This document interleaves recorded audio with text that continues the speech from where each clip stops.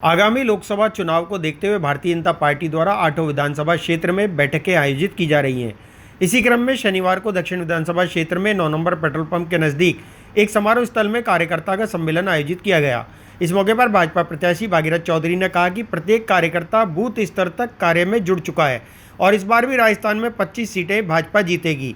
उन्होंने कहा कि केंद्र द्वारा चलाई गई जन कल्याणकारी योजनाओं का लाभ आम जनता को लगातार मिल रहा है और देश प्रधानमंत्री नरेंद्र मोदी के नेतृत्व में लगातार आगे बढ़ रहा है। सम्मेलन के दौरान कार्यकर्ताओं को जिम्मेदारी भी सौंपी गई। इस मौके पर हजारों की संख्या में भाजपा कार्यकर्ता उपस्थित रहे। भारतीय जनता पार्टी कार्यकर्ताओं की पार्टी है, इसलिए अजमेर लोकसभा क्षेत्र में 8 विधानसभा में कार्यकर्ताओं की बैठकें ली जा रही है। इसके अंदर कल केकड़ी, नसीराबाद और मसूदा विधानसभा क्षेत्र की थी। आज पुष्कर, किशनगढ़ और अजमेर दक्षिण के कार्यकर्ताओं की बैठक भी है और इसमें बूथ स्तर से लेकर ऊपर जिला स्तर तक जो पदाधिकारी हैं, जो जनप्रतिनिधि हैं और पार्टी के जो विभिन्न दायित्वों के ऊपर जो कार्य कर रहे हैं, उनकी ये बैठक भी है।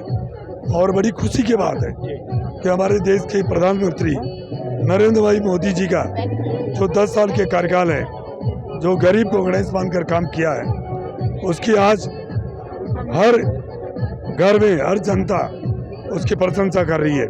चाहे शौचालय की बात हो, चाहे उज्ज्वला योजना की बात हो, चाहे जनधन खाते की बात हो, चाहे किसान सम्मान निधि की बात हो, चाहे कोई भी जो गरीब कल्याण की योजना है उनको लेकर जो काम किया 10 साल में, उसे 25 करोड़ से ज़्यादा जनता गरीबी की रेखा से बाहर निकली है और आज हमारा देश का दुनिया में मान सम्मान बढ़ा है। दूसरी तरफ हमारे प्रदेश में जो 3 महीने की भजन लाल जी की सरकार है, उन्होंने ERCP लागू करी। उसमें अजमेर लोकसभा क्षेत्र की 8 विधानसभा आ रही है।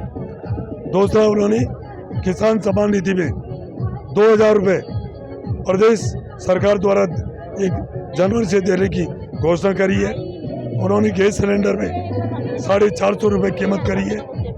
उन्होंने डीजल और पेट्रोल के दाम बढ़ाए।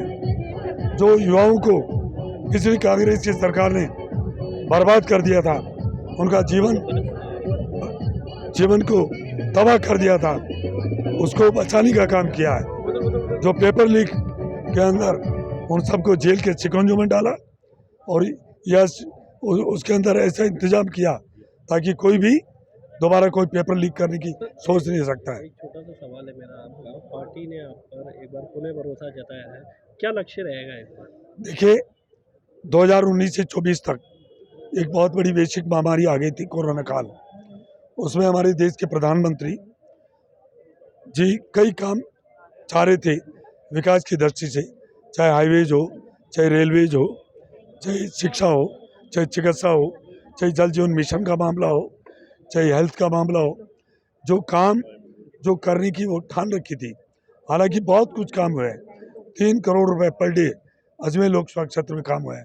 फिर भी कई काम कुछ बाकी रह गए कोरोना काल की वजह से, और इसलिए मैं चाहूँगा कि अब की बार जनता के आशीर्वाद से और कार्यकर्ताओं की मेहनत से मुझे दोबारा सांसद बनाया और मुझे लग रहा है कि जनता का आशीर्वाद मुझे मिल रहा है, कार्यकर्ताओं का सहयोग मुझे मिल रहा है, नेताओं का सबका सहयोग मुझे मिल रहा है। फिर दूसरी बार सांसद मुझे आशीर्वाद दे रहे हैं और दोबारा सांसद बन के मैं जाऊँगा और तीसरी बार प्रधानमंत्री मोदी जी फिर बनेंगे। जाति समीकरण की अगर बात करें, दोनों ही तरफ जाट, देखिए, भारतीय जनता पार्टी, लगता है क्या? भारतीय जनता पार्टी का नारा है, हमारे मोदी जी का विजन है, सबका साथ, सबका विकास, सबका विश्वास, सबका प्रयास। भारतीय जनता पार्टी कार्यकर्ताओं की पार्टी है। भारतीय जनता पार्टी 36 कौम को साथ लेके चलती है। उसमें सभी जाति, धर्म, आपको पता है शौचालय बनाया, कोई पार्टी देखी क्या, कोई जाति देखी क्या, कोई धर्म देखी क्या? जो उज्ज्वला योजना, गैस सिलेंडर दिए, क्या उसमें ऐसा देखा क्या? किसान सम्मान निधि मिल रही है, उसमें ऐसा देखा क्या? जनधन खाते खुले, उसमें ऐसा देखा क्या? इसलिए भारतीय जनता पार्टी 36 कौमों को साथ लेके चलती है और 36 कौम इस कमल के फूल को खिलाने के लिए आतुर है। और मैं कह सकता हूं कि भारी मतों से, रिकॉर्ड मतों से अजमेर लोकसभा क्षेत्र से जनता आशीर्वाद मुझे देगी और फिर दोबारा सांसद बन के वहाँ जाऊँगा और तीसरी बार प्रधानमंत्री नरेंद्र भाई मोदी जी फिर बनेंगे। ठीक है। धन्यवाद।